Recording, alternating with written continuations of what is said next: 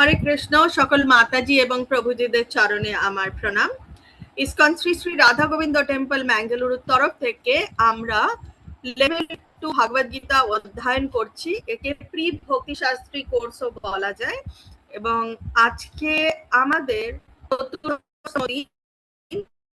আমরা অষ্টম অধ্যায় অক্ষর ব্রহ্মযোগ এবং এই অধ্যায়ের চতুর্দশ অধ্যায়ের পঞ্চদশ শ্লোক থেকে আজকে আমরা শুরু করব। শ্রী শ্রী রাধা গোবিন্দ টেম্পলের ম্যাঙ্গালুরুর তরফ থেকে সকল প্রভুজি এবং মাতাজিদের আজকে ক্লাসে উপস্থিতির জন্য সুস্বাগতম জানানো হচ্ছে। শ্রী শ্রী রাধা গোবিন্দজি কি জয়। আমরা মঙ্গলাচরণ দিয়ে শুরু করব। ওম অজ্ঞানো তিমিরন্ধস্য জ্ঞানাঞ্জনশলাকয়া চক্ষুরুন্মিলিতং येन তস্मै শ্রী গুরুভ্যে নমঃ। শ্রী চৈতন্য মনোভীষ্টং স্থাপিতং येन ভূতলে স্বয়ং রূপ কদা মह्यं দদাতি স্বপদান্তিকम्। वन्देऽहं श्रीगुरु श्रीयुतो पदकमलं श्रीगुरून् वैष्णवांश्च श्रीरूपं साग्रजातं सहगण रघुनाथान्वितं तं सजीवं साद्वैतं सावधूतं परिजनसहितं श्रीकृष्ण चैतन्यदेवं श्रीराधाकृष्णपादान् सहगण ललिता श्रीविशाखान्वितांश्च।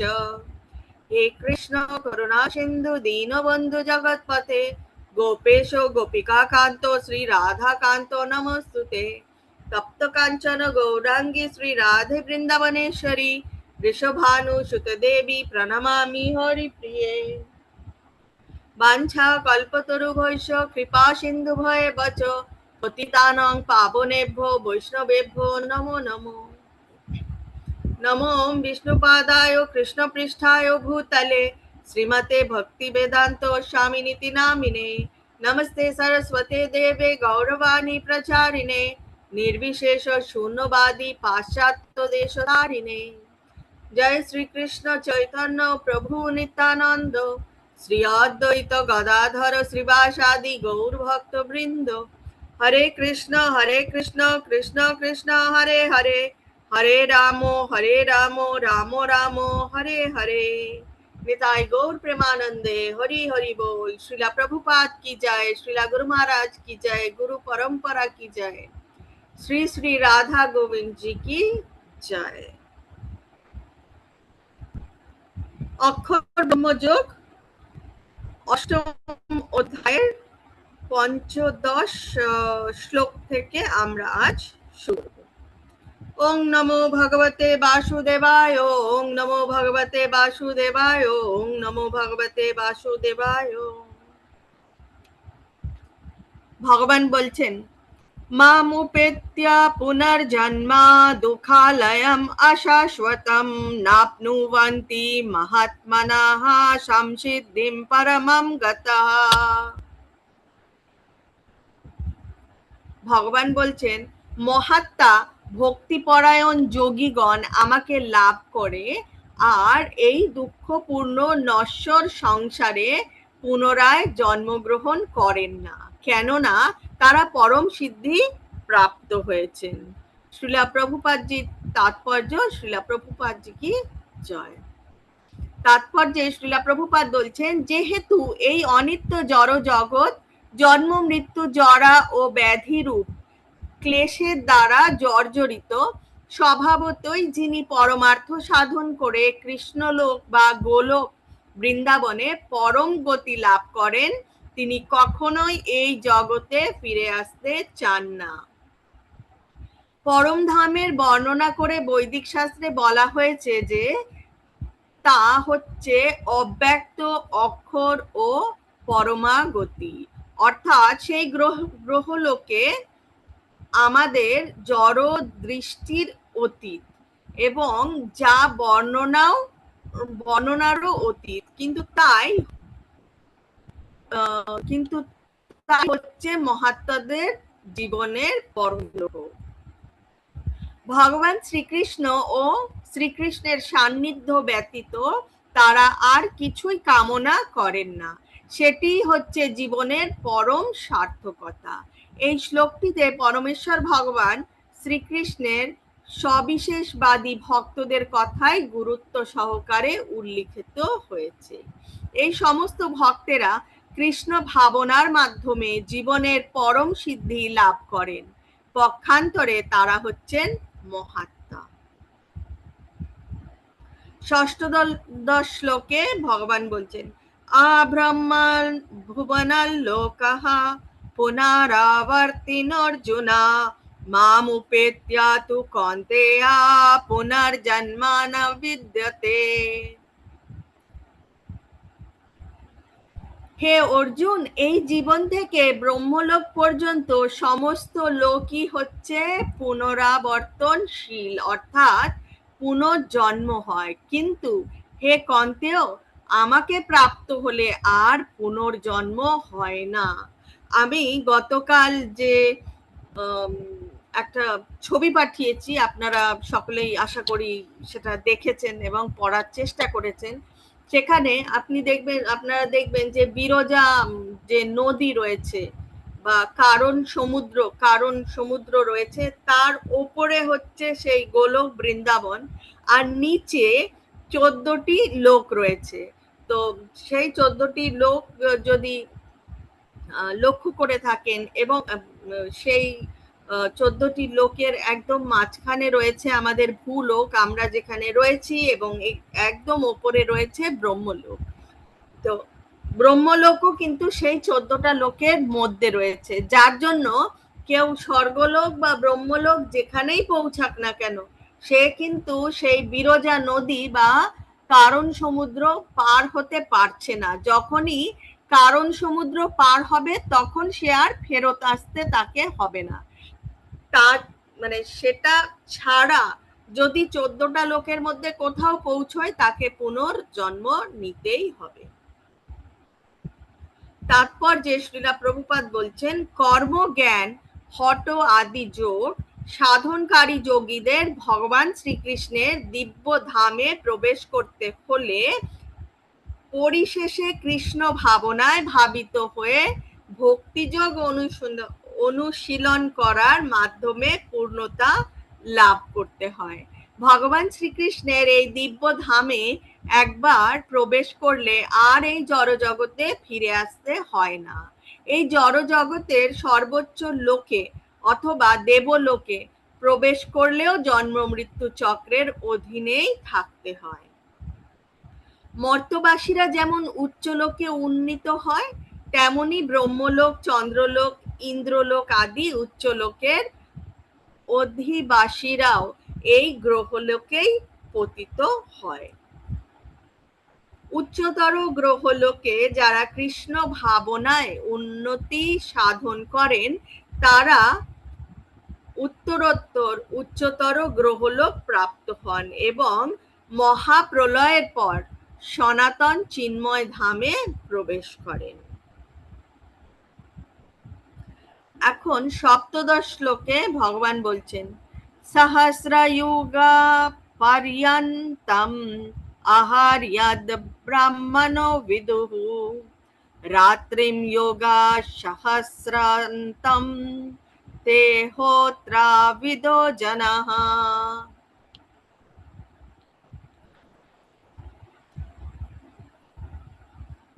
মনুষ্য মানের সহস্র চতুর্যুগে ব্রহ্মার একদিন হয় এবং সহস্র চতুর্যুগে তার এক রাত্রি হয়। এভাবেই যারা জানেন, তারা দিবারাত্রি তত্ত্ববেত্তা। তাহলে আমরা এখানে কি বুঝতে পারি? আমরা বুঝতে পারি যে এই যে সত্য, ত্রেতা, দাপর, কলি, ঠিক আছে, এরকম সহস্র চতুর্যুগ হয় হচ্ছে ব্রহ্মার একদিনে, এবং আর একটা সহস্র যুগ হচ্ছে ব্রহ্মার এক রাত্রি। সেটা আমাদের ভালোভাবে জেনে নিতে হবে। তারপর যে শ্রীলা প্রভুপাদ বলছেন, জড় ব্রহ্মাণ্ডের স্থায়িত্বকাল সীমিত, কোনো কিছুই শাশ্বত নয়। একদিন না একদিন সেটার বিনাশ হতেই হবে। সহস্র চতুর্যুগ পরেও সেটা বিনাশ হতে হবে। তাই বলছে ব্রহ্মাণ্ডের স্থায়িত্বকাল সীমিত, কারণ এই ব্রহ্মাণ্ডটাও জড়জগতের মধ্যে, যা কিছুই জড়জগতের মধ্যে আছে সবকিছুই সীমিত। এর প্রকাশ হয় কল্পের সৃষ্টি চক্রে। ব্রহ্মার এক দিনকে কল্প বলা হয়। এক কল্পে সত্য, ত্রেতা, দাপর ও কলি এই চারটি যুগ 1000 বার আবর্তিত হয়। সত্য, ত্রেতা, দাপর, কলি, তারপরে আবার সত্য আসে, আবার ত্রেতা, আবার দাপর, আবার কলি। এই যে চারটে যুগ পর পর 1000 বার আসবে, তাতেই হচ্ছে এক কল্প। সেটাই এখানে বোঝানোর চেষ্টা করছে। সত্যযুগের লক্ষণ হচ্ছে সদাচার, বুদ্ধিমত্তা ও ধর্ম। সেই যুগে অজ্ঞান ও পাপ প্রায় থাকে না বললেই চলে। এই যুগের স্থায়িত্ব হচ্ছে 17,28,000 বছর। তার মানে সত্যযুগ কত বছর থাকে? 17,28,000 বছর। ত্রেতা যুগ পাপ কর্মের সূচনা হয় এবং এই যুগের স্থায়িত্ব কত বছর? ত্রেতা যুগ থাকে 12,96,000 বৎসর। দাপর যুগে ধর্মের অবনতি ঘটে এবং অধর্মের অভ্যুত্থান হয়।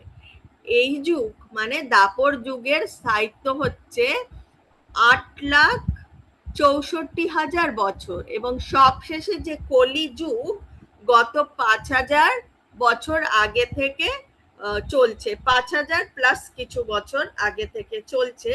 এবং এই যুগে কলহ, অজ্ঞানতা, অধর্ম, পাপাচারের প্রাবল্য দেখা যায় এবং যথার্থ ধর্মাচরণ প্রায় লুপ্ত। হরে কৃষ্ণ। এই যুগের স্থায়িত্ব প্রায় 4,32,000 বছর। কলি যুগে অধর্ম এত বৃদ্ধি পায় যে এই যুগের শেষে পরমেশ্বর ভগবান স্বয়ং কল্কি অবতার রূপে অবতীর্ণ হয়ে অসুরদের বিনাশ করেন এবং তার ভক্তদের পরিত্রাণ করে আরেকটি সত্যযুগের সূচনা করেন।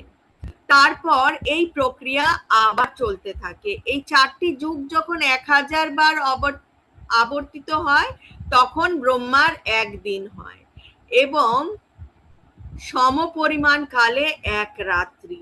এই রকম একদিন ও রাত্রি সম্বন্ধিত বর্ষ অনুসারে ব্রহ্মা 100 বছর বেঁচে থাকে এবং তারপর ব্রহ্মাজিও দেহত্যাগ করেন। এখানে শূন্যটা আমি ঠিক গুনতে পারছি না, সত্যি আমি অঙ্কে খুব কাঁচা। তো এই 100 বছর পৃথিবীর অনুসারে ঠিক এতগুলো বছরের সমান হয়। এই গণনা অনুসারে ব্রহ্মার আয়ু কল্পনা প্রসূত অক্ষয় বলে মনে হয়, কিন্তু নিত্যতার পরিপ্রেক্ষিতে এর স্থায়িত্ব বিদ্যুৎ চমকের মতো ক্ষণস্থায়ী। অতলান্তিক মহাসাগরে বুদবুদের মতো, কারণ সমুদ্রে অসংখ্য ব্রহ্মা নিত্য উদয় ও লয় হয়ে চলেছে। ব্রহ্মা আর তার সৃষ্টি জড় ব্রহ্মাণ্ডের অংশ এবং তাই তা নিরন্তর প্রবহমান। তো আমরা যেরকম আমিও ছোটবেলায় মনে করতাম সৃষ্টি যে করছেন ব্রহ্মা তিনি একজনই, কিন্তু না, ব্রহ্মা কিন্তু একজন নয়, প্রচুর প্রচুর ব্রহ্মা রয়েছে। কারণ এই জড় জগতে অনেক অনেক ব্রহ্মাণ্ড রয়েছে, একটা ব্রহ্মাণ্ড নয়। হ্যাঁ, লক্ষ লক্ষ ব্রহ্মাণ্ড রয়েছে এবং তাই লক্ষ লক্ষ ব্রহ্মাও রয়েছে। তাই এখানে বলা হচ্ছে যে বুদবুদের মতো, সমুদ্রে যেরকম অসংখ্য বুদবুদ, সেই রকম ব্রহ্মাও বুদবুদের মতন প্রচুর প্রচুর ব্রহ্মা রয়েছে। কারণ অনেক ব্রহ্মাণ্ড রয়েছে, তো যতগুলো আলাদা আলাদা ব্রহ্মাণ্ড রয়েছে প্রতিটা আলাদা আলাদা ব্রহ্মাণ্ডের জন্য প্রতিটা আলাদা আলাদা ব্রহ্মা রয়েছে। জড়া প্রকৃতির নিয়ম অনুসারে ব্রহ্মা ও ব্রহ্মলোকের সমস্ত বাসিন্দাদের যথাসময় মৃত্যু হয়। এখন আমরা অষ্টাদশ শ্লোক। অষ্টাদশ শ্লোকে ভগবান বলছেন অব্যক্ত্যাদ্ব্যক্তাः সর্বः প্রভবন্তি আহার আগমে রাত্রি আগমে প্রলীয়ন্তে তত্রৈব ব্যক্ত সম্নখে। ব্রহ্মার দিনের সমাগমে সমস্ত জীব অব্যক্ত থেকে অভিব্যক্ত হয় এবং ব্রহ্মার রাত্রির আগমনে তা পুনরায় অব্যক্ত বা লয় প্রাপ্ত হয়। তো যখন ব্রহ্মার দিন থাকে, হ্যাঁ, যখন ব্রহ্মার দিন থাকে তখন সমস্ত জড় জগৎ আবার করে মানে দিন যখন শুরু হয় তখন সমস্ত জড় জগৎ আবার নতুন করে সৃষ্টি হয়। আর ব্রহ্মার যখন রাত হয় তো তখন সবকিছু লয় প্রাপ্ত হয়। তো আমরা জিজ্ঞেস করতে পারি যে কোথায় সবকিছু চলে যায়। মানে এখন যেরকম সবকিছু রয়েছে চারিদিকে, জড়া জগৎ, পৃথিবী, প্রতিটা জীব রয়েছে, তো জীবগুলো লয় হয়, তো কোথায় যায়? এরা আবার পুনরায় ভগবানের অংশ, তো ভগবানের মধ্যে ঢুকে যায় এবং যখন আবার নতুন করে ব্রহ্মার রাত্রি শেষ হয়ে যখন ব্রহ্মার দিন শুরু হয় তখন আবার সবকিছু মানে অব্যক্ত রূপ থেকে আবার ব্যক্ত রূপে আসে। হে পার্থ, হ্যাঁ এটা হয়ে গেছে অনুবাদ।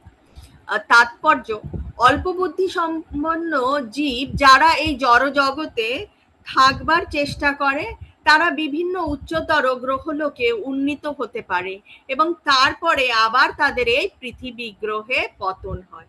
ব্রহ্মার দিবস কালে এই জড় জগতের অভ্যন্তরের ঊর্ধ্ব ও নিম্ন লোকগুলোতে তারা তাদের কার্যকলাপ প্রদর্শন করতে পারে, কিন্তু ব্রহ্মার রাত্রির আগমনে তারা আবার সকলেই লয়প্রাপ্ত হয়।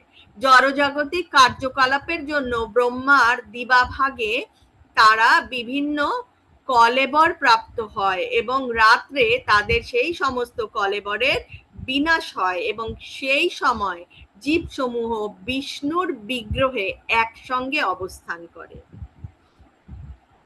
ভূতা ভূতা প্রলয়তে, দিনের বেলায় তারা প্রকাশিত হয় এবং রাত্রি বেলায় তারা আবার লয়প্রাপ্ত হয়।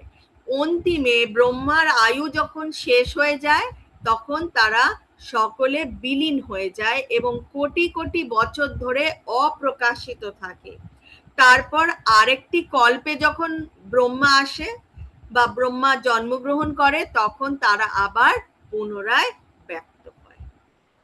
যে সমস্ত বুদ্ধিমান ব্যক্তি কৃষ্ণ ভাবনামৃত গ্রহণ করেন তারা হরে কৃষ্ণ কৃষ্ণ কৃষ্ণ হরে হরে, হরে রাম রাম রাম হরে হরে এই মহামন্ত্র সংকীর্তন করে মানব জীবনকে সম্পূর্ণরূপে ভগবত সেবায় নিয়োগ করেন। এভাবেই এমনকি এই জীবনে তারা শ্রীকৃষ্ণের দিব্য ধামে প্রবেশ করে পুনর্জন্ম থেকে মুক্ত হয় এবং সচ্চিদানন্দময় জীবন প্রাপ্ত হয়। শ্লোক নাম্বার 20। পরস্তস্মত্তু ভাবন্যো ব্যক্তো ব্যক্তাৎ সনাতনঃ यः सा सर्वेषु भूतेषु नास्यत्सु न विनश्यति। কিন্তু আরেকটি অব্যক্ত প্রকৃতি রয়েছে যা নিত্য এবং ব্যক্ত ও অব্যক্ত বস্তুর অতীত। সমস্ত ভূত বিনিষ্ট হলেও তা বিনিষ্ট হয় না। সেটা কি এখন ভগবান বলবেন। শ্রীকৃষ্ণের পরা বা চিন্ময় শক্তির অপাকৃত ও নিত্য। ব্রহ্মার দিন ও রাত্রে যথাক্রমে ব্যক্ত ও অব্যক্ত হয় যে অপরা প্রকৃতি, তার প্রভাব থেকে তা সম্পূর্ণ মুক্ত। শ্রীকৃষ্ণের পরাগ শক্তি গুণগতভাবে জড়া প্রকৃতির সম্পূর্ণ বিপরীত। তাহলে জড়া কি আছে? জন্ম, মৃত্যু, জড়া ব্যাধি। সেখানে সেই পরা প্রকৃতিতে সেখানে কিন্তু সেই সব কিছু নেই। জন্ম, মৃত্যু, জরা ব্যাধি একদমই নেই। এখানে যা যা আছে সবই শাশ্বত, এবং ভগবানের ধামে সবকিছুই হচ্ছে পার্মানেন্ট, শাশ্বত। তো যা যা আমরা এখানে দেখি সম্পূর্ণ উল্টোটাই ওখানে রয়েছে। শ্লোক নাম্বার 21। অব্যক্তোক্ষরা ইত্যুক্তাস্তম আহু পরমম গতিম ইয়াম প্রাপ্যা না নিবর্তন্তে তদ্ধামা পরমম মম। ভগবান বলছেন সেই অব্যক্তকে অক্ষর বলে, তাই সমস্ত জীবের পরমা গতি। কেউ যখন সেখানে যায় তখন তাকে আর এই জগতে ফিরে আসতে হয় না। সেটি হচ্ছে আমার পরম ধাম। তাহলে এই অক্ষর ব্রহ্ম যোগে ভগবানের ধামের কথা আমাদের বিস্তারিতভাবে জানাচ্ছেন, সেটা বুঝতে পারছি। তাৎপর্য: ভগবান শ্রীকৃষ্ণের পরম ধামকে ব্রহ্ম সংহিতায় চিন্তামণি ধাম বলে বর্ণনা করা হয়েছে, এবং এই ধামে সমস্ত বাসনা পূর্ণ হয়। এই ধামে আমাদের জড়জাগতিক কোনো বাসনা থাকে না। যা বাসনা থাকে সবকিছুই ভগবানকে ঘিরে, অতএব সেই বাসনা পূর্ণ হয়। ভগবান শ্রীকৃষ্ণের পরম ধাম গোলক বৃন্দাবন চিন্তামণি দিয়ে তৈরি প্রসাদে পরিপূর্ণ। সেখানে গাছগুলি কল্পতরু, যা ইচ্ছা মাত্র আকাঙ্ক্ষিত খাদ্যদ্রব্য দান করে। একটা গাছেই অনেক রকমের ফল হতে পারে। সেখানকার গাভীগুলি সুরভি, যারা অপর্যাপ্ত পরিমাণে দুগ্ধ দান করে। এই নিত্যধামে সহস্র শত লক্ষ্মী রয়েছে এবং তারা নিরন্তর ভগবানের সেবায় নিযুক্ত রয়েছেন। শ্রীকৃষ্ণ নিরন্তর তার বেণুবাদন করেন। তার চক্ষুদয় কমল দলের মতো, এবং তার শ্রী বিগ্রহের বর্ণ মেঘের মতো ঘনশ্যাম। তার অপূর্ব সুন্দর রূপ কোটি কোটি কন্দর্পকে বিমোহিত করে। তার পরনে পীত বসন, গলায় বনমালা, আর মাথায় তার শিখিপুচ্ছ। ভগবদ্গীতায় শ্রীকৃষ্ণ চিন্ময় জগতের সর্বোচ্চ লোকে তার স্বীয় ধাম গোলক বৃন্দাবন সম্বন্ধে কেবল একটুখানি আভাস দিয়েছেন। তো আমরা যতটুকুই পড়ছি এই ভগবদ্গীতায় তিনি একটুখানি আভাসই শুধুমাত্র দিয়েছেন, আসলে তার থেকে অনেক অনেক বেশি। শ্লোক নাম্বার 22। পুরুষাশা পরহ পার্থা ভক্ত্যা লভ্যাস ত্বনন্যয়া यस्यान्तः स्थानि भूतानि येन सर्वं इदं ततम्। হে পার্থ, সর্বশ্রেষ্ঠ পরমেশ্বর ভগবানকে অনন্যা ভক্তির মাধ্যমেই কেবল লাভ করা যায়। তিনি যদিও তার ধামে নিত্য বিরাজমান, তবুও সর্বব্যাপ্ত এবং সব কিছুই তার মধ্যেই অবস্থিত। এখানে স্পষ্টভাবে বলা হয়েছে যে সেই পরম ধাম যেখান থেকে আর পুনরাগমন করতে হয় না, তা হচ্ছে পরমেশ্বর ভগবান শ্রীকৃষ্ণের ধাম। ব্রহ্ম সংহিতায় এই পরম ধামকে আনন্দ চিন্ময়া রস বলে বর্ণনা করা হয়েছে, অর্থাৎ যেখানে সবকিছুই চিন্ময়, আনন্দে পরিপূর্ণ। এই জড়জগতের পরিপ্রেক্ষিতে ভগবান যদিও তার পরম ধামে নিত্য অধিষ্ঠিত, কিন্তু তবুও তার অপরা শক্তির দ্বারা তিনি সর্বব্যাপ্ত। যস্যান্তঃস্থানি কথাটির অর্থ হচ্ছে তিনি সবকিছু তার মধ্যে ধারণ করেছেন, তা সে পরাশক্তি হোক অথবা অপরাশক্তি হোক, এই দুই শক্তির দ্বারা ভগবান সর্বব্যাপ্ত। ব্রহ্ম সংহিতায় দৃঢ়ভাবে প্রতিপন্ন করা হয়েছে যে যদিও ভগবান তার পরমধাম গোলক বৃন্দাবনে নিত্য বিরাজমান, তবুও তিনি সর্বব্যাপ্ত, যার ফলে সবকিছু সুষ্ঠুভাবে সম্পন্ন হয়ে চলছে। শ্লোক নাম্বার 23, ভগবান বলছেন, যত্রা কালে ত্বন্নাবৃত্তিম আবৃত্তিম চৈব যোগিনঃ প্রয়াতয়ন্তি তম কালম বক্ষ্যামি ভরতর্ষভ। ভগবান বলছেন, হে ভরত শ্রেষ্ঠ, যে কালে মৃত্যু হলে যোগীরা এই জগতে ফিরে আসেন অথবা ফিরে আসেন না, সেই কালের কথা আমি তোমাকে বলবো। সিদ্ধ যোগী এই জড়জগৎ ত্যাগ করবার জন্য উপযুক্ত স্থান ও কাল নির্ণয় করতে পারেন, কিন্তু তিনি যদি সিদ্ধ না হন তবে তার সাফল্য নির্ভর করে দৈবক্রমে, যদি তিনি কোনো বিষয় উপযুক্ত সময় তার দেহ ত্যাগ করতে পারেন তার উপর। তো সময়ের কথাও এখানে বলা হয়েছে। আমরা অনেক অনেক সিদ্ধ পুরুষদের কথায়ও দেখেছি যে তারা তাদের নির্দিষ্ট সময়কালেই তারা দেহ ত্যাগ করে থাকেন।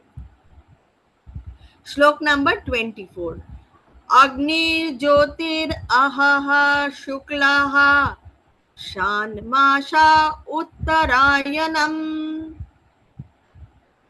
তত্র প্রয়াত গচ্ছন্তি ব্রহ্মা ব্রহ্মবিদো জনঃ।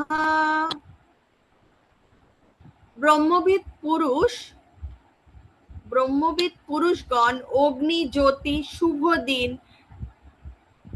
শুক্লপক্ষে ও 6 মাস উত্তরায়ণ কালে দেহত্যাগ করলে ব্রহ্ম লাভ করেন।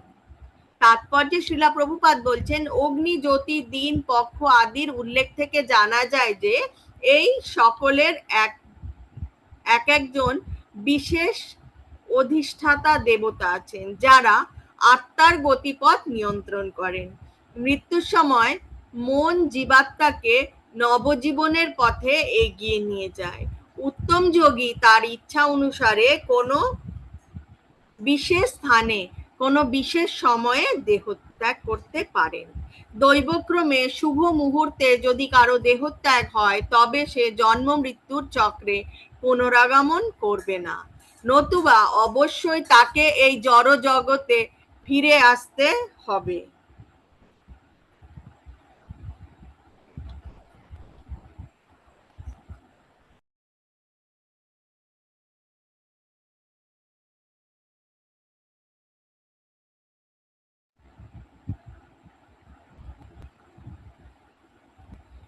শ্লোক নাম্বার 25, ধূমো রাত্রিস্তথা কৃষ্ণাঃ ষান্মাসা দক্ষিণায়নম তত্র চন্দ্রমাসম জ্যোতির যোগী প্রাপ্য নিবর্ততে। ধূম রাত্রি কৃষ্ণপক্ষ অথবা দক্ষিণায়নের 6 মাস কালে দেহত্যাগ করে যোগী চন্দ্রলোকে গমন পূর্বক সুখ ভোগ করার পর পুনরায় মর্তলোকে প্রত্যাবর্তন করে। শ্রীমদ্ ভাগবতের 3য় স্কন্ধে কপিল মুনি উল্লেখ করেছেন যে পৃথিবীতে যারা সকাম কর্ম ও যজ্ঞ অনুষ্ঠানে দক্ষ তারা দেহত্যাগ করার পর চন্দ্রলোকে গমন করেন, কিন্তু শেষকালে এক সময় তাদের আবার এই পৃথিবীতেই ফিরে আসতে হয়। এবং আমাদের এই পৃথিবীতে যে আয়ু আমরা বলে থাকি 100 বছর, কিন্তু 100 বছর খুব কম মানুষ থাকে, 70, 80, 90 এর মধ্যেই দেহত্যাগ করে, কিন্তু অন্যান্য জায়গায় 10,000 বছর অবধি বাস করে, মানে অন্যান্য লোকে। শ্লোক নাম্বার 26, शुक्ला कृष्णे गति ह्येते जगता शाश्वते मते एकाया यत्यानवृत्तिम् अन्याया वर्तते पुनः। বৈদিক মতে এই জগৎ থেকে দেহত্যাগের দুটি মার্গ রয়েছে, একটি শুক্ল এবং অপরটি কৃষ্ণ। শুক্ল মার্গে দেহত্যাগ করলে তাকে আর ফিরে আসতে হয় না, কিন্তু কৃষ্ণ মার্গে দেহত্যাগ করলে ফিরে আসতে হয়। ভগবান কিন্তু শ্রীলা প্রভুপাদ বলছেন, ভগবান শ্রীকৃষ্ণের চরণাবৃন্দে শরণাগত যারা হন না তাদেরকেই এই শুক্ল কৃষ্ণ দেখতে হয়, কিন্তু যারা ভগবানের শ্রীচরণে নিজেদেরকে সমর্পণ করেছেন তাদের জন্য তারা এমনি মুক্তি লাভ করবে, তাদের জন্য সময় কাল দেখার দরকার নেই। শ্লোক নাম্বার 27। নৈতে শ্রুতি পার্থাজনম योगी मुह्यति कश्चन तस्मात् सर्वेषु कालेषु योगायुक्तो भव अर्जुन। হে পার্থ, ভক্তেরা এই দুটি মার্গ সম্বন্ধে অবগত হয়ে কখনো মোহগ্রস্ত হন না।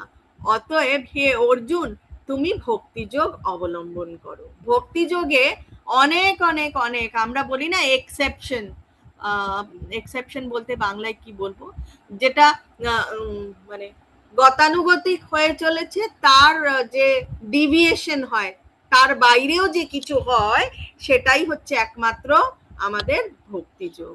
শ্রীকৃষ্ণ এখানে অর্জুনকে উপদেশ দিয়েছেন যে সংসার ত্যাগ করার জন্য জীবাত্মা এই দুটি মার্গে যে কোনো একটা মার্গ গ্রহণ করতে পারে বলে তারা চিন্তিত হবার কোনো কারণ নেই।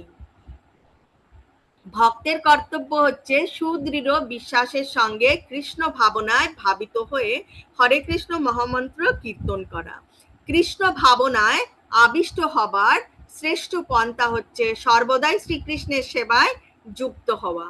এর ফলে ভগবত ধাম প্রাপ্তির পথ নিরাপদ, নিশ্চিত ও সরল হয়ে যায়। এই শ্লোকে যোগযুক্ত কথাটি বিশেষভাবে তাৎপর্যপূর্ণ।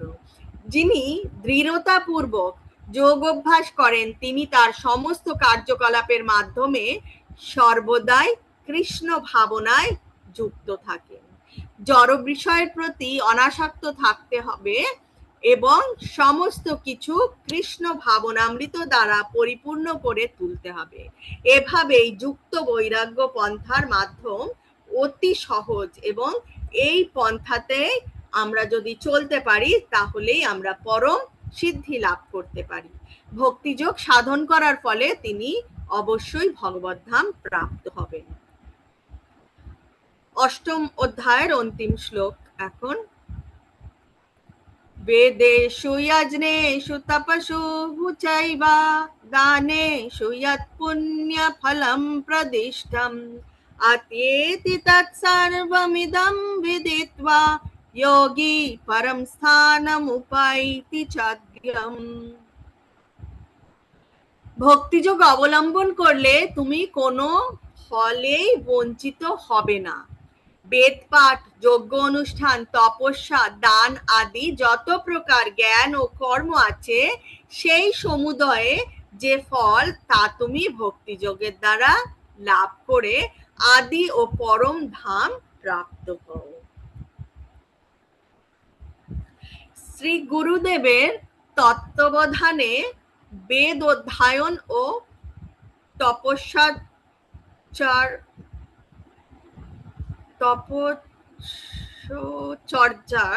অনুশীলন করা অত্যন্ত আবশ্যক, সেটাই এখানে বলা হয়েছে।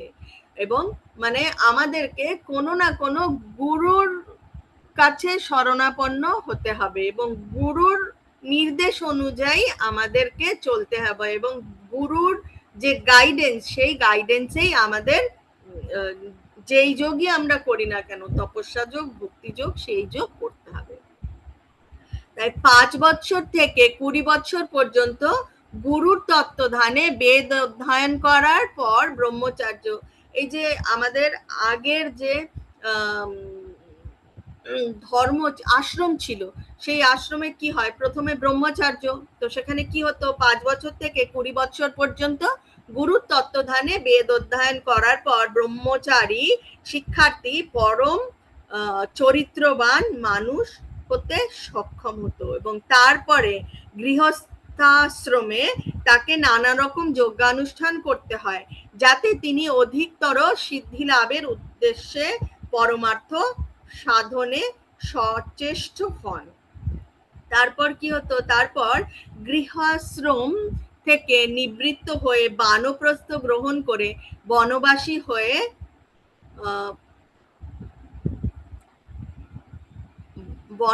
হয়ে এখানে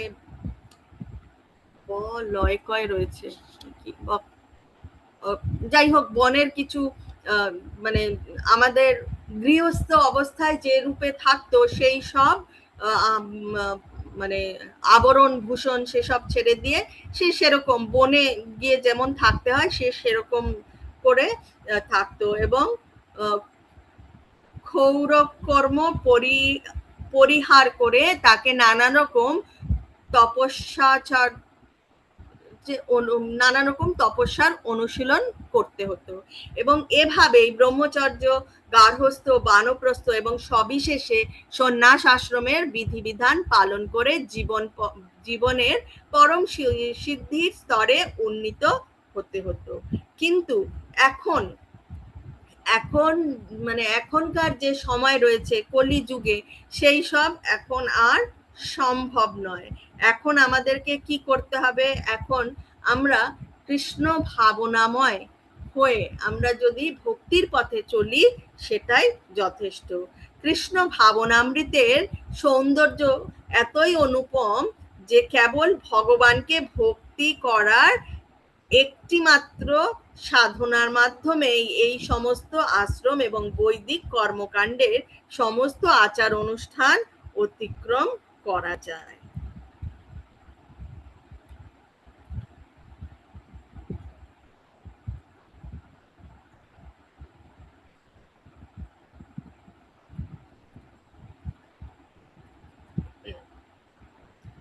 এখন নবম অধ্যায় ভগবান আমাদেরকে রাজগুহ্য যোগের ব্যাপারে জানাবেন। প্রথম শ্লোকে শ্রী ভগবান উবাচ ইদম তু গুহ্যতমম প্রবক্ষ্যামি ন শ্রূয়বে জ্ঞানম বিজ্ঞানম সহিতম যজ্ঞাত্বা মোক্ষ্যসে শুভাৎ। পরমেশ্বর ভগবান বললেন, হে অর্জুন, তুমি নির্মৎসর বলে তোমাকে আমি পরম বিজ্ঞান সম্বন্ধিত সবচেয়ে গোপনীয় জ্ঞান উপদেশ করছি। সেই জ্ঞান প্রাপ্ত হয়ে তুমি দুঃখময় সংসার বন্ধন থেকে মুক্ত হও। তাহলে ভগবান এখন অতি সিক্রেট, সব থেকে গোপনীয় জ্ঞান এখন এই নবম অধ্যায় ভগবান আমাদের দিতে চলেছে। ভক্ত যতই ভগবানের কথা শ্রবণ করে ততই তার অন্তরে দিব্য জ্ঞানের প্রকাশ হয়। শ্রীমদ্ ভাগবতে বলা হয়েছে ভগবানের কথা দিব্য শক্তিতে পূর্ণ, এবং এই দিব্য শক্তি উপলব্ধি করা যায় যদি ভক্তদের মধ্যে পরমেশ্বর ভগবানের কথা আলোচিত হয়। কৃষ্ণ বিষয়ক আলোচনা অলৌকিক এবং শক্তিশালী। যদি কোনো সৌভাগ্যবান জীব এই সৎসঙ্গের লাভ করেন এবং জ্ঞান লাভে যত্নশীল হন, তখন তিনি নিশ্চিতভাবে পারমার্থিক উপলব্ধির পথে অবশ্যই উন্নতি সাধন করেন।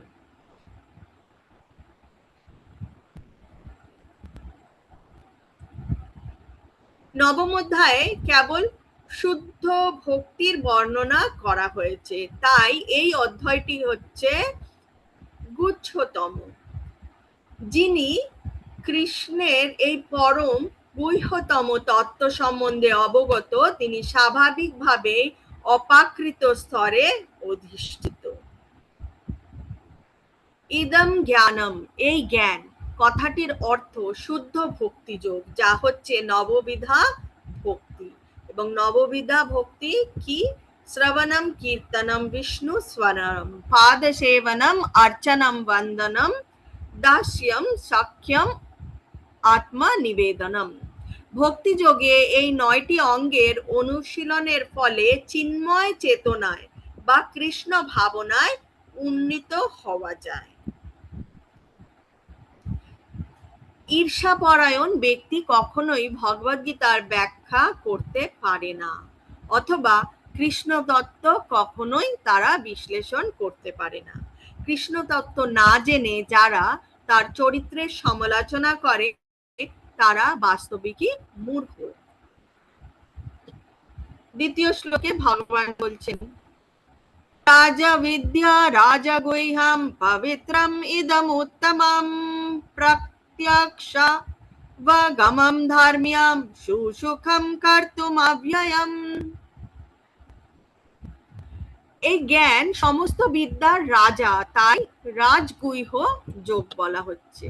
সমস্ত গুহ্য তত্ত্ব থেকেও গুহ্যতর, অতি পবিত্র এবং প্রত্যক্ষ অনুভূতির দ্বারা আত্ম উপলব্ধি প্রদান করে বলে প্রকৃত ধর্ম।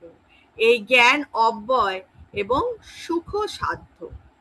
ভগবদ্গীতায় এই অধ্যায়টিকে রাজবিদ্যা বলা হয়েছে কারণ পূর্ব বর্ণিত সমস্ত মত ও দর্শনের সারমর্ম এই অধ্যায় প্রতিপাদন করা হয়েছে। এখানে ভগবান বলেছেন যে নবম অধ্যায় বর্ণিত তত্ত্বজ্ঞান সমস্ত বিদ্যার রাজা এবং বেদ অধ্যয়ন ও বিভিন্ন দর্শনের মাধ্যমে প্রাপ্ত সমস্ত তত্ত্বজ্ঞানের সার তত্ত্ব। সমগ্র বিশ্বে এই জ্ঞান অর্জনের বিভিন্ন বিভাগ ও বহু সমগ্র বিশ্বে বিভিন্ন স্কুল, কলেজ, ইউনিভার্সিটি রয়েছে, কিন্তু দুর্ভাগ্যবশত এমন কোনো বিশ্ববিদ্যালয় বা শিক্ষা প্রতিষ্ঠান নেই যেখানে চিন্ময় আত্মার তত্ত্ববিজ্ঞান শিক্ষা দেওয়া হয়। অথচ এই দেহে আত্মার মাহাত্ম্যই সর্বাপেক্ষা গুরুত্বপূর্ণ, কারণ আত্মাবিহীন এই দেহ মৃত। এই অধ্যায়ের শুরুতেই ভগবান শ্রীকৃষ্ণ বলেছেন যে এই জড় দেহটি নশ্বর, কিন্তু আত্মা অবিনশ্বর। অন্তবন্তা ইমে দেহা নিত্যাশয়োক্তা শরীরনা।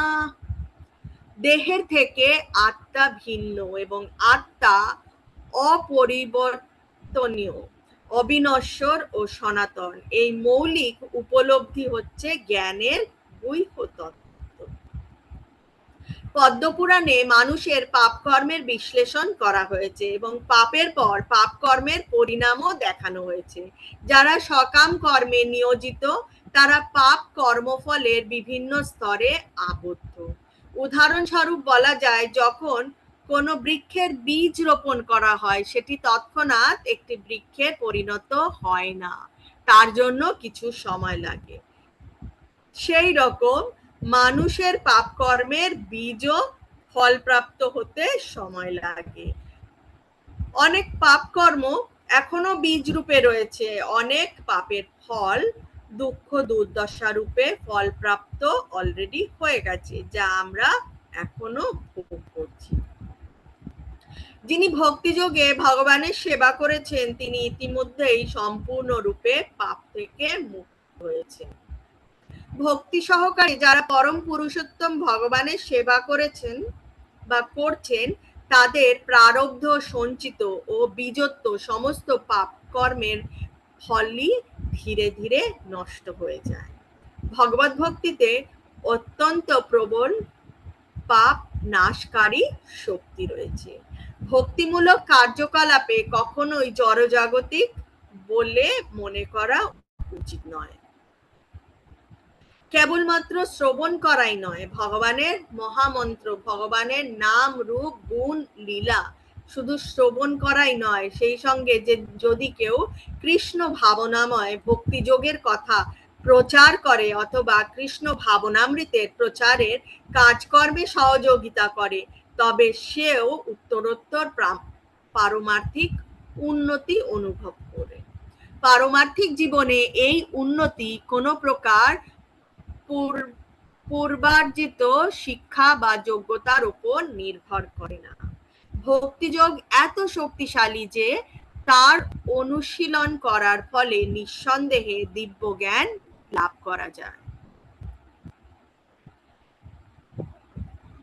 ভগবতের একটি শ্লোকে নারদ মুনি তার শিষ্য ব্যাসদেবকে তার পূর্বজন্মের কথা বর্ণনা করেছিলেন।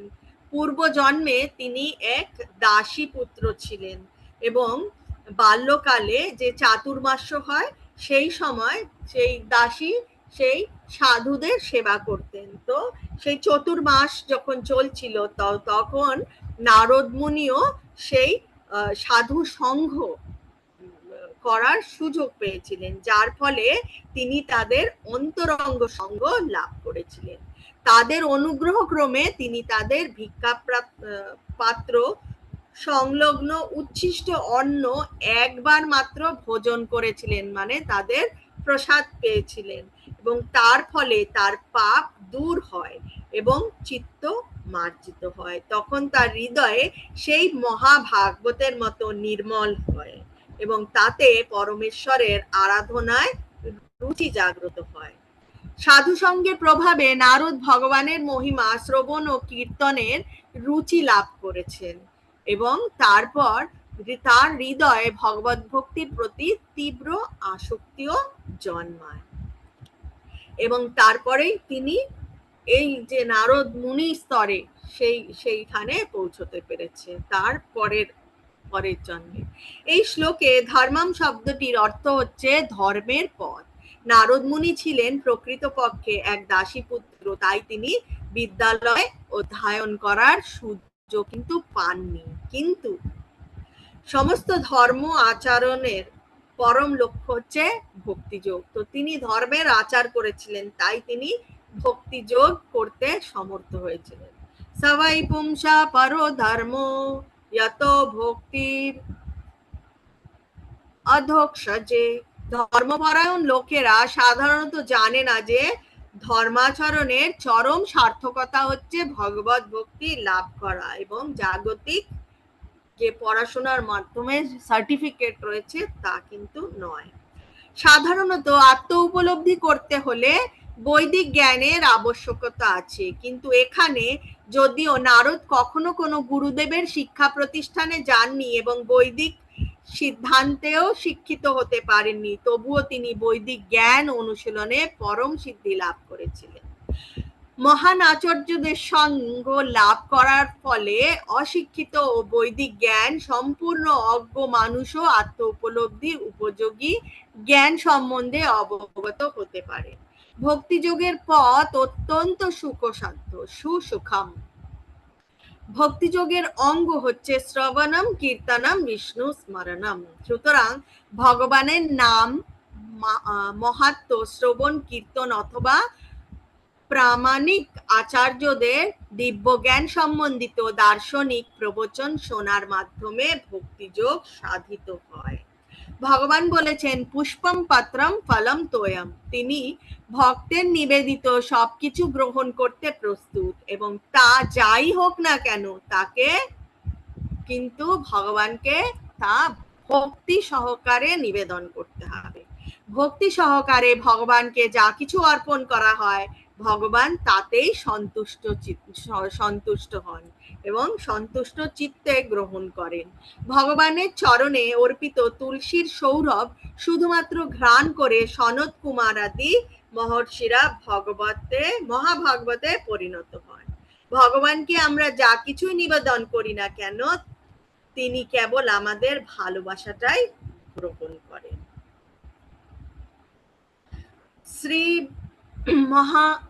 শ্রীমদ্ ভাগবতে এই কথা প্রতিপন্ন করা হয়েছে যে ভক্তি সাধন করার ফলে বিশেষত মহাভাগবতদের মুখারবিন্দ থেকে মহাভাগবত অথবা ভগবত গীতা শ্রবণ করলে কৃষ্ণ তত্ত্ব বা ভগবত তত্ত্ব জানা যায় এবং প্রসন্ন মনসা ভগবত ভক্তি যোগতঃ হৃদয় যখন সম্পূর্ণভাবে ভ্রান্তি ও অনর্থ থেকে মুক্ত হয় তখন মানুষ বুঝতে পারে ভগবান কি।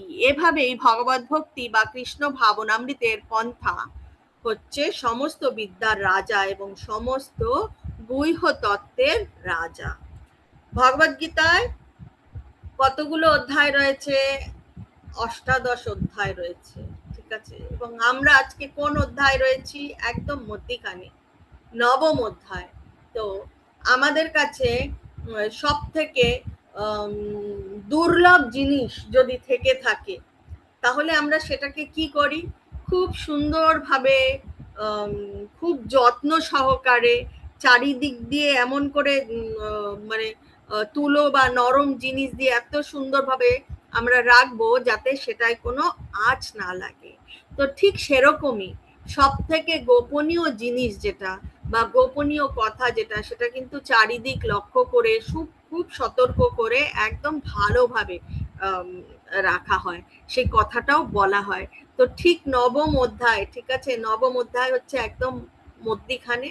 তো এই যে গোপনীয়, হ্যাঁ, যাকে বলা হচ্ছে রাজবিদ্যা, তো এই রাজবিদ্যার পূর্বে আমরা দেখতে পাই বেশ কিছু অধ্যায় রয়েছে, মধ্যিখানে সব থেকে গোপনীয় অধ্যায়টা রয়েছে এবং তারপরে বেশ কিছু অধ্যায় রয়েছে।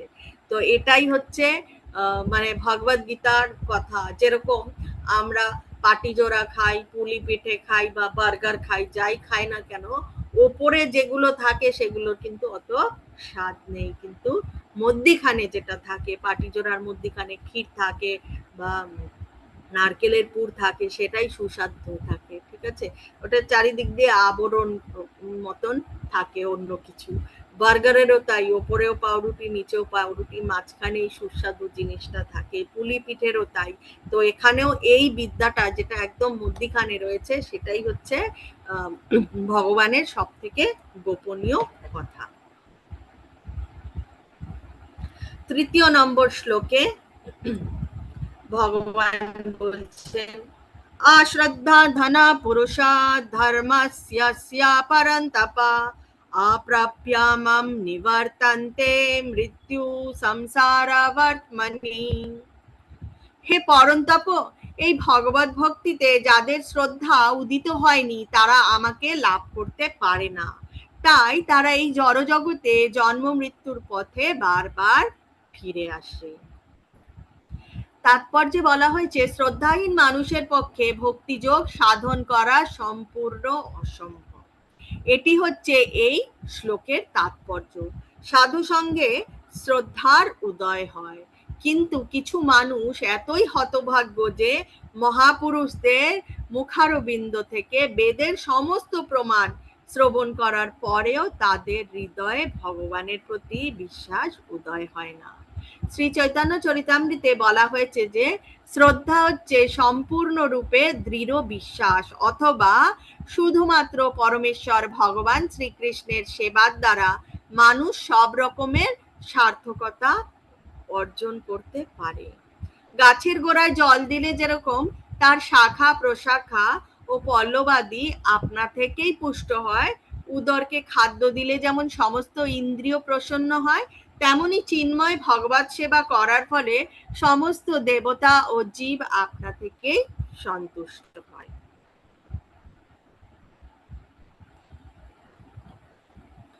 চতুর্থ শ্লোকে ভগবান বলছে, মায়া ততমিদং সর্বম জগৎ অব্যক্ত মূর্তিনা মতস্থানি সর্বভূতানি না চাহম তেষ্ববস্থিতঃ।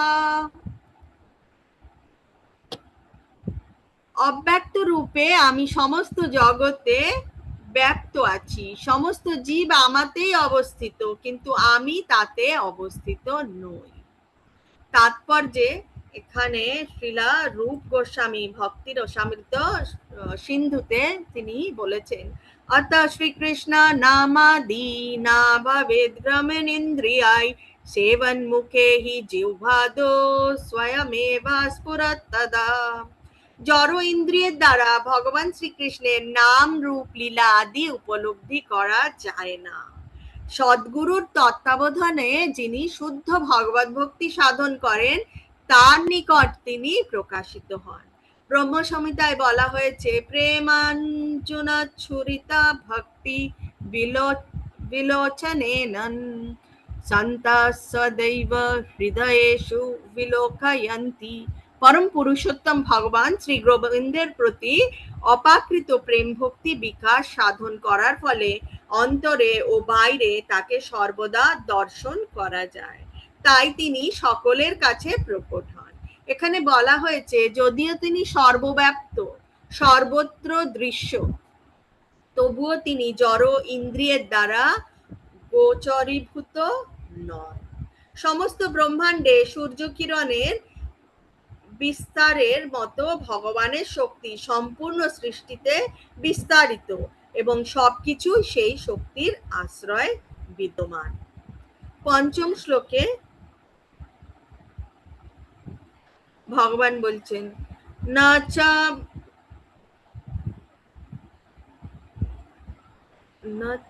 না চা মতস্থানি ভূতানি পশ্যামে যোগম ঐশ্বরম ভূতাভৃন্না চ ভূতাস্থো মমাত্মা ভূতা ভাবনঃ। যদিও সবকিছুই আমার দ্বারা সৃষ্ট, তবুও তারা আমাতে অবস্থিত নয়। আমার যোগৈশ্বর্য দর্শন করো। যদিও আমি সমস্ত জীবের ধারক এবং যদিও আমি সর্বব্যাপ্ত, তবুও আমি এই জড় সৃষ্টির অন্তর্গত নই, কেননা আমি নিজেই সমস্ত সৃষ্টির উৎস। তাৎপর্যে শ্রীলা প্রভুপাদ বলছেন, ভগবান এখানে বলছেন যে সবকিছু তাকে আশ্রয় করে আছে। মতস্থানি সর্বভূতানি। কখনো কখনো ছবিতে যা দেখি যে গ্রিক পুরাণে অ্যাটলাস নামে একজন অতিকায় পুরুষ তার কাঁধে পৃথিবীকে ধারণ করছে, কিন্তু ভগবান শ্রীকৃষ্ণ সেভাবে ব্রহ্মাণ্ডকে ধারণ করেন না। তিনি বলছেন, যদিও সবকিছু তাকে আশ্রয় করে আছে, তবুও তিনি তাদের থেকে সম্পূর্ণ স্বতন্ত্র। গ্রহমণ্ডলী মহাকাশে ভাসছে এবং এই মহাকাশ হচ্ছে ভগবানেরই শক্তি, কিন্তু ভগবান মহাকাশ থেকে ভিন্ন। ভগবান তার বিচিত্র শক্তির প্রভাবে অদ্ভুত অচিন্ত্য লীলা পরিবেশন করেন।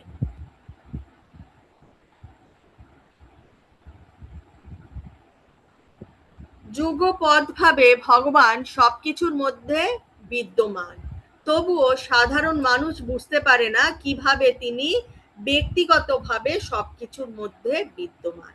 ভগবান এই সৃষ্টি থেকে ভিন্ন, তবুও সবকিছু তাকে আশ্রয় করেই আছে। এই অচিন্ত্য সত্যকে এখানে যোগমৈশ্বরম অর্থাৎ ভগবানের যোগ শক্তি বলা হয়েছে। ষষ্ঠ শ্লোকে ভগবান বলছেন, যথাকাশস্থিত নিত্যম বায়ু সর্বত্র গো মহান তথা সর্বাণি ভূতানি মতস্থানি উপাধারয়া।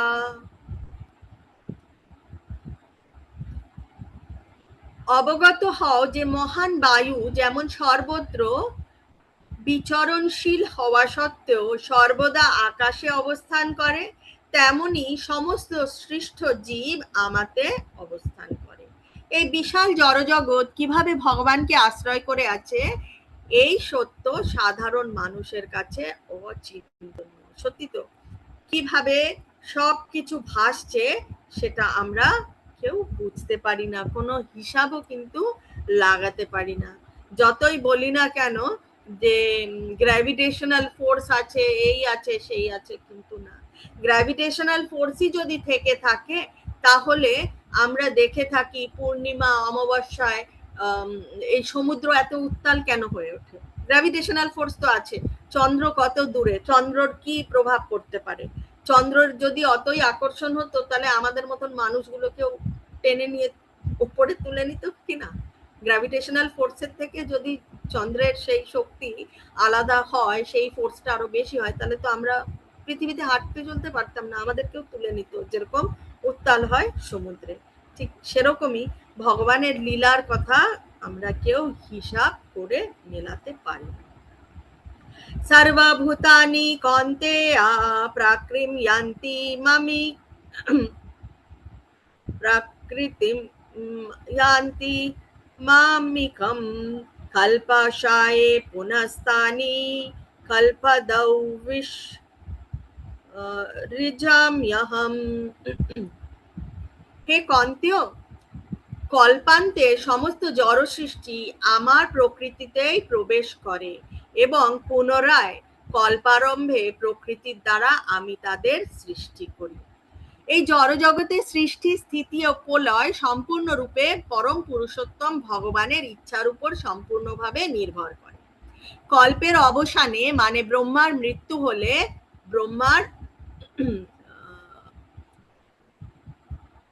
কল্পের অবসান মানে যখন ব্রহ্মার মৃত্যু হয় তখন কল্পের অবসান হয়। এবং ব্রহ্মার আয়ু কত বছর? ব্রহ্মার আয়ু 100 বছর। এই রকম 100 বছর পরে ব্রহ্মার যখন মৃত্যু হয় তখন প্রলয় হয়, এবং এর অর্থ হচ্ছে ভগবানের দ্বারা অভিব্যক্ত শক্তি পুনরায় তার মধ্যেই লয় হয়ে যায়। সবই সেই ভগবানের মধ্যেই আবার বিলীন হয়ে যায়, এবং তারপরে আবার যখন প্রারম্ভ হয়, যখন আবার নতুন কল্প শুরু হয়, তখন আবার তারা ব্যক্ত হয় এবং পুরোটাই হয় ভগবানের ইচ্ছা অনুসারে। অষ্টম শ্লোকে ভগবান বলছেন, প্রকৃতিম স্বম অবস্তব্য বিসৃজামি পুনঃ পুনঃ ভূতাগ্রামম ইমম কৃষ্ণম আভাসম প্রকৃতির বশাৎ। এই জগৎ আমারই প্রকৃতির অধীন। তাহলে এই জগৎ ভগবানের যে প্রকৃতি রয়েছে তার অধীনে রয়েছে। তা প্রকৃতির বশে অবশ হয়ে আমার ইচ্ছার দ্বারা পুনঃ পুনঃ সৃষ্ট হয় এবং আমার ইচ্ছার অন্তকালে বিনষ্ট হয়। এই জড় জগৎ ভগবানেরই অপরা বা নিকৃষ্ট শক্তি অভিব্যক্ত। সৃষ্টির সময় জড়াশক্তি মহৎ তত্ত্বরূপে পরিণত হয় এবং প্রথম পুরুষ অবতার মহাবিষ্ণু তাতে প্রবেশ করেন। তিনি কারণ সমুদ্রে শায়িত থাকেন এবং তার নিঃশ্বাসের ফলে কারণ সমুদ্রে অসংখ্য ব্রহ্মাণ্ডের সৃষ্টি হয় এবং সেই প্রতিটি ব্রহ্মাণ্ডে তিনি আবার গর্ভদাক্ষায়ী বিষ্ণু রূপে প্রবেশ করেন। প্রতিটি ব্রহ্মাণ্ড এভাবেই সৃষ্ট হয়েছে। তিনি নিজেকে আবার ক্ষীরোদাক্ষায়ী বিষ্ণু রূপে প্রকাশিত করেন এবং সেই বিষ্ণু সর্বভূতে প্রবিষ্ট হন। কিভাবে? সেই ক্ষুদ্র পরমাণুতে তিনি প্রবিষ্ট হন, এমনকি প্রতিটি জীবের মধ্যে সেই চতুর্ভুজ বিষ্ণু রূপে থাকেন। এখানে জীবদের সম্পর্কে যা সংঘটিত হতে থাকে তা হচ্ছে সেগুলিকে জড়া প্রকৃতির গর্ভে সঞ্চারিত করা হয় এবং তাদের অতীতের কর্ম অনুসারে তারা বিভিন্ন অবস্থা প্রাপ্ত হয়। সৃষ্টির একেবারে শুরু থেকে বিভিন্ন প্রজাতির জীবের কার্যকলাপ শুরু হয়ে যায়। মানুষ, পশু, পাখি সমস্তই একসঙ্গে সৃষ্ট হয়েছে, কারণ পূর্বকল্পের প্রলয়ের সময় জীবদের যার যেমন বাসনা ছিল সেভাবেই তারা আবার অভিব্যক্ত হয়েছে। বিভিন্ন জীবের কর্মবাসনা পূর্ণ করবার জন্যই জড়জগতের সৃষ্টি হয় এবং তাই ভগবান এই জড়জগতের সঙ্গে লিপ্ত হন না। নবম শ্লোকে ভগবান বলছেন, নাচা মমতানি কর্মাণি নিবধ্নান্তি ধনঞ্জয়া উদাসীনাবদ অসীনাম আসক্তম তেষু কর্মসু। ভগবান বলছেন, হে ধনঞ্জয়, সেই সমস্ত কর্ম আমাকে আবদ্ধ করতে পারে না যেই সব জড়জীবদের করে। আমি সেই সমস্ত কর্মে অনাসক্ত ও উদাসীনের ন্যায় অবস্থিত থাকি। এই সম্বন্ধে এটি মনে করা উচিত নয় যে পরম পুরুষোত্তম ভগবান নিষ্ক্রিয়, তার চিন্ময় জগতে তিনি নিত্য সক্রিয় হয়ে রয়েছেন। সমস্ত জড়জাগতিক ক্রিয়াগুলি তার বিভিন্ন শক্তির দ্বারা সম্পন্ন হয়ে থাকে। ভগবান তার সৃষ্ট জগতের সমস্ত জড়জাগতিক ক্রিয়াকলাপের প্রতি নিত্য উদাসীন থাকেন। এখানে উদাসীনবৎ কথাটির মাধ্যমে তার উদাসীনতার বর্ণনা করা হয়েছে। যদিও জাগতিক কার্যকলাপের সূক্ষ্মাতি সূক্ষ্ম সবকিছুই তার নিয়ন্ত্রণাধীনে, তবুও তিনি যেন উদাসীন হয়ে অবস্থান করেন। এই সম্বন্ধে আমরা একটা উদাহরণ দিচ্ছেন শ্রীলা প্রভুপাদ। বলছেন যে হাইকোর্টের বিচারপতির আসনে অধিষ্ঠিত ন্যায়াধীশের দৃষ্টান্ত দেওয়া যায়। তার আজ্ঞায় কত ঘটনা ঘটে এবং কারো প্রদানে কাউকে মানে কিছু কিছু জায়গায় তাকে প্রাণদণ্ডও দিতে হয়, কারো কারাবাস হয়, কারো আবার অসীম সম্পত্তি লাভ করে। আবার কিন্তু তবুও তিনি নিরপেক্ষভাবে তিনি উদাসীন থাকেন এবং তিনি ন্যায় দেন। সেই সমস্ত লাভ ক্ষতির সঙ্গে তার কোনো সম্পর্ক নেই। ঠিক সেরকম ভাবে যদিও জড় জগতের প্রতি ব্যাপারে ভগবানের হাত থাকে, কিন্তু তবুও সবকিছু থেকে তিনি নিত্য উদাসীন। এই জগতের সৃষ্টি এবং বিনাশেও তার কোনো আসক্তি নেই। পূর্বকৃত কর্ম অনুসারে জীব ভিন্ন ভিন্ন প্রজাতির দেহ ধারণ করে এবং ভগবান তাতে কোনো রকম হস্তক্ষেপ করেন না। আজকে আমরা দশম শ্লোক দিয়ে আমাদের ক্লাস আজকে এন্ড করব। দশম শ্লোকটা দেখে নেওয়া যাক।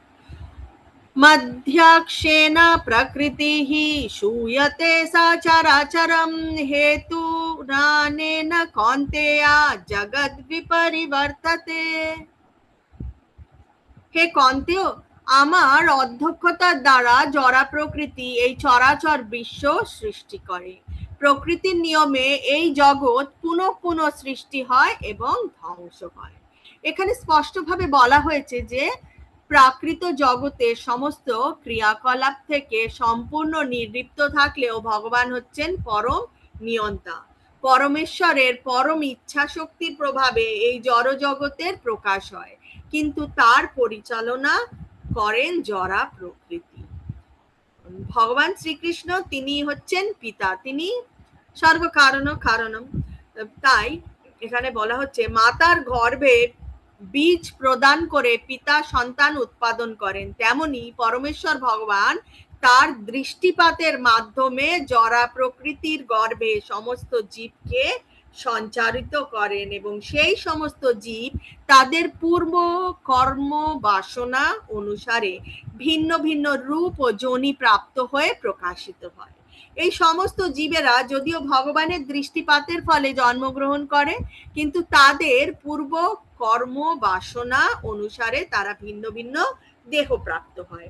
সুতরাং ভগবান স্বয়ং এই প্রাকৃত সৃষ্টির সঙ্গে প্রত্যক্ষভাবে যুক্ত নন। স্মৃতিশাস্ত্রে এই সম্বন্ধে একটি দৃষ্টান্ত দিয়ে বলা হয়েছে, কারো সামনে যখন একটি সুবাসিত ফুল থাকে তখন সেই ফুলের সৌরভ ও তার ঘ্রাণেন্দ্রিয় সংযোগ ঘটে, কিন্তু প্রকৃতপক্ষে ঘ্রাণেন্দ্রিয় ও সেই ফুলটি পরস্পর থেকে পৃথক। এই জড় জগতে তার কিছুই করার নেই, কার? ভগবান শ্রীকৃষ্ণের কিছুই করার নেই, কিন্তু তার দৃষ্টিপাত ও আদেশের মাধ্যমে তিনি এই জগৎ সৃষ্টি করেন। এর মর্মার্থ হচ্ছে ভগবানের পরিচালনা ব্যতীত জড়া প্রকৃতি কিছুই করতে পারে না। তবুও সমস্ত জড় জাগতিক কার্যকলাপ থেকে পরমেশ্বর ভগবান অনাসক্ত।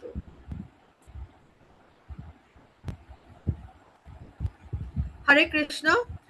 আজকে আমাদের ক্লাস এই অবধি। কারোর যদি কোনো প্রশ্ন থেকে থাকে আপনারা আনমিউট করবেন বা হ্যান্ড রেজ করবেন, আমি আনমিউট অপশন অন করে দিচ্ছি।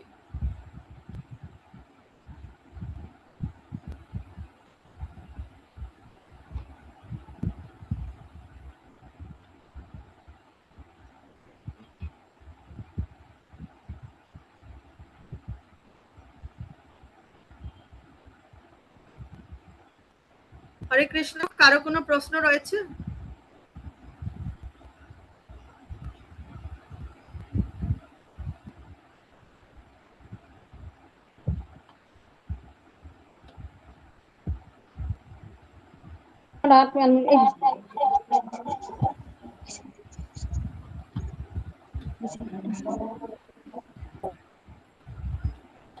হরে কৃষ্ণ। বন্দনা মাতাজি বলবেন।